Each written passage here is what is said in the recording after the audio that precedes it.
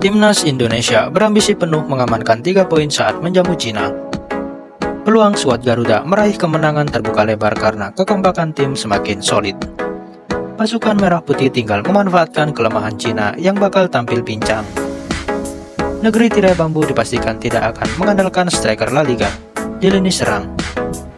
Kemenangan atas pasukan Naga Merah bisa membawa skuad Garuda melesat ke peringkat 3. Bagaimanakah strategi Timnas Indonesia melawan Cina demi dekat ke Piala Dunia?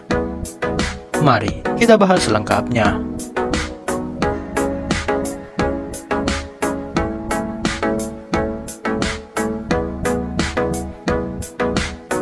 Menyatukan chemistry pemain yang makin kompak. Timnas Indonesia melakukan persiapan serius jelang lanjutan kualifikasi Piala Dunia.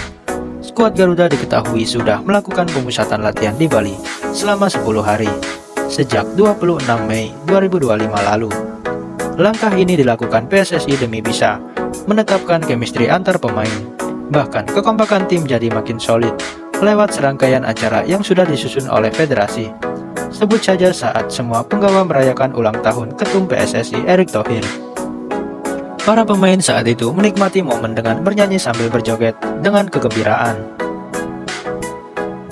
Hasilnya, performa skuad Garuda langsung moncer di lapangan latihan. Semua pemain mampu tampil baik saat Patrick Kluivert melakukan uji tanding dengan membagi skuad menjadi 2 tim. Tim B dihuni oleh Stefano Lillipali, Kelvin Verdong, hingga Ole Roumanie. Mereka mampu meraih kemenangan dengan skor 4-3 saat menghadapi tim yang diperkuat Jesus dan Emil Audero. Tak hanya itu, Lillipali menjadi buah bibir dengan melesakkan hat-trick. Kompaknya para penggawa Timnas Indonesia jadi modal positif jelang melawan Cina. Pasalnya, chemistry skuad Garuda sempat menjadi masalah saat dibantai oleh Australia. Muhammad Kusnaini melihat para pemain belum tampil kompak di laga tersebut. Pemain-pemain Indonesia memiliki kualitas skuad yang bagus, tapi secara permainan dan secara tim belum matang. Kerjasama antar pemain belum terjalin, ujarnya. Tak heran Kluivert sangat senang melihat kekompakan timnya di Bali kemarin. Saya sangat senang karena kami bisa menjalani sesi latihan, karena sebelumnya kami tidak punya banyak waktu untuk berlatih dan pemusatan kali ini berjalan baik, ucap sang pelatih Kluivert. Strategi hati-hati memanfaatkan kekacauan rival. Berbeda dengan skuad Garuda, Timnas Cina justru tengah dilanda segudang masalah. Pasukan Naga dipenuhi tekanan saat akan bertandang ke Stadion Utama Gelora Bung Karno. Alasannya karena nasib Tiongkok bakal ditentukan saat melawan pasukan Merah Putih. Jika gagal menang, tim besutan Branko Ivankovic dipastikan gugur dari kualifikasi Piala Dunia. Penampilan Cina di 2 laga terakhir juga membuat pendukungnya marah besar. Pasukan Naga gagal meraih poin saat melawan Arab Saudi usai tumbang 1-0. Bukannya bangkit, Cina malah dibantai 3 gol tanpa balas saat berhadapan dengan Australia di kandang. Performa memalukan ini membuat 70.000 fans negeri tirai bambu kecewa. Mereka marah karena Ivankovic gagal menepati janji manis akan mengalahkan Australia. Australia adalah tim yang kuat, tapi kami akan berjuang sebaik-baiknya di hadapan seluruh pendukung. Kami akan memperjuangkan setiap poin, ujar Ivankovic. Ketegangan serupa juga dirasakan oleh bek veteran pasukan Naga yaitu Lilley. Pemain 33 tahun ini mengaku stres menyambut laga hidup mati kontra Indonesia. Sampai-sampai Ivankovic harus turun tangan untuk memperbaiki mental para anak asuhnya. Ada ketegangan di setiap laga, terutama sekarang. Tinggal 2 pertandingan lagi. Jika kami kalah dalam pertandingan tandang ini, kami akan tersingkir. Pelatih telah melakukan beberapa upaya untuk meredahkan stres kami, ungkap Lilley. Kegaduhan Timnas Cina semakin menjadi-jadi setelah tertimpa kabar buruk. Pasukan Cina diketahui sudah resmi mengumumkan 25 pemain yang dibawa ke GBK. Dalam daftar itu, Cina masih diperkuat sejumlah pilar andalan di ronde ketiga, mulai dari Wang Dai, Yang Yaxiang, Yang Yuning, hingga Wang Shaihyuan. Namun, Branko Ivankovic tidak menyertakan Gulei dalam daftar nama yang dibawa. Pemain 33 tahun terpaksa harus disisihkan karena menderita cedera otot kambuhan. Gulei merupakan sosok sentral di unit penyerangan skuad. Mantan pemain Espanyol itu sudah menyelesaikan 36 gol dari 99 penampilannya. Ketajaman lini serang Cina makin diragukan setelah Rio Fan batal dibawa ke Jakarta. Winger asal Shanghai Port ini kembali gagal debut akibat tiba-tiba menderita cedera otot.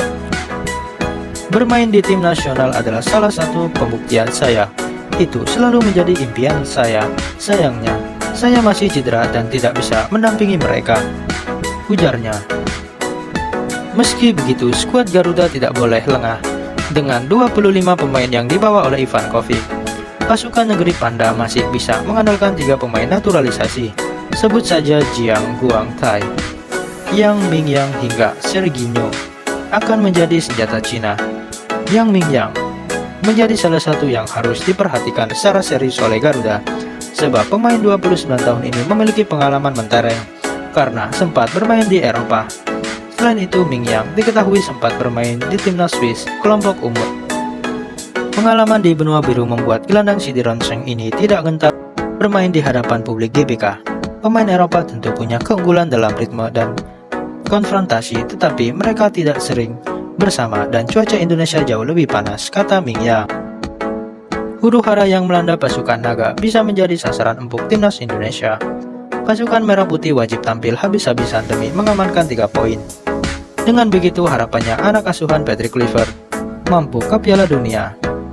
Pasalnya, skuad Garuda akan memanjat ke peringkat ketiga dengan koleksi 12 angka. Syaratnya, Arab Saudi menderita kekalahan di laga lain menghadapi Bahrain. Hasil ini mungkin terwujud mengingat The Green Falcon punya rekor buruk menghadapi Bahrain. Dari 6 pertemuan terakhir, negeri minyak cuma mampu meraih 1 kemenangan. Bahkan di ajang Piala Teluk, Arab Saudi harus takluk 3-2. Di sisi lain, timnas Indonesia juga berpeluang kembali mengancam posisi runner-up Australia. Pasalnya, Australia hanya mengoleksi 13 angka dan akan menghadapi Jepang. Jika skuad Australia tumbang, jarak dengan tim Indonesia hanya menyisakan 1 angka saja. Itu artinya tiket lolos otomatis akan diperebutkan hingga partai terakhir ronde ketiga. Peluang Australia menang dari Jepang juga menipis akibat absennya Jackson Irvine. Tony Popovic langsung pesimis bisa mendulang poin kontra Samurai Biru. Ini bukan skuad terbaik Jepang, kami tak sering mengalahkan mereka dan saya yakin mereka akan tetap kuat terlepas dari siapapun yang bermain, ujar pelatih Australia. Harapan berbeda justru ditunjukkan oleh Erick Thohir yang kembali optimis jelang menyambut Cina. Kita sudah siapkan sebaik-baiknya karena ini pertandingan penting. Saya harap kita bisa bangkit seperti saat melawan Bahrain. Melawan Cina juga sangat penting untuk bisa mendapatkan poin penuh, ungkap ketum PSSI tersebut.